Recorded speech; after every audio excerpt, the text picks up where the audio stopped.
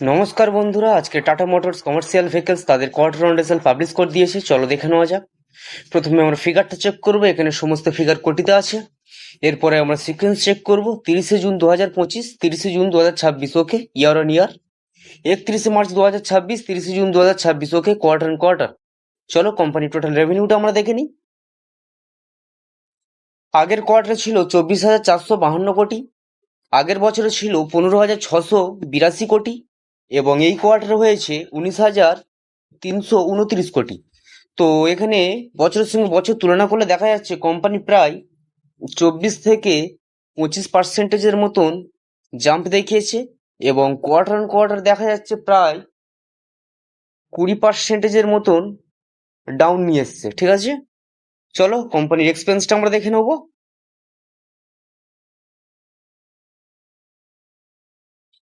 আগের কোয়ার্টারে ছিল 21,720 কোটি, আগের বছরে ছিল 14,292 কোটি, এবং এই কোয়ার্টারে হয়েছে 17,668 কোটি। ঠিক আছে, চলো কোম্পানির প্রফিটটা আমরা দেখে নেবো। আগের কোয়ার্টারে ছিল 2,406 কোটি, আগের বছরে ছিল 1,411 কোটি, এবং এই কোয়ার্টারে হয়েছে 1,528 কোটি। এখানে বছরের সঙ্গে বছর তুলনা করলে দেখা যাচ্ছে কোম্পানি প্রায় 8% মতন জাম্প দেখিয়েছে, কিন্তু কোয়ার্টার অন কোয়ার্টার অনেকটাই ডাউন আছে। চলো কোম্পানির ইপিএসটা আমরা দেখে নেবো।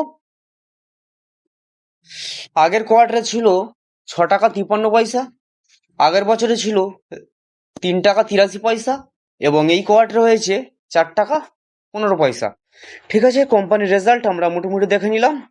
তো কোম্পানি মিক্স টাইপ রেজাল্ট নিয়ে এসছে, তবে দেখা যাক মার্কেটে এই শেয়ারটির প্রতি কেমন রিয়াকশন দেখায়। যদি ভিডিওটি ভালো লাগে তাহলে অবশ্যই লাইক করবেন, এবং আরও আপডেট পেতে আমাদের সঙ্গে থাকবেন। ধন্যবাদ।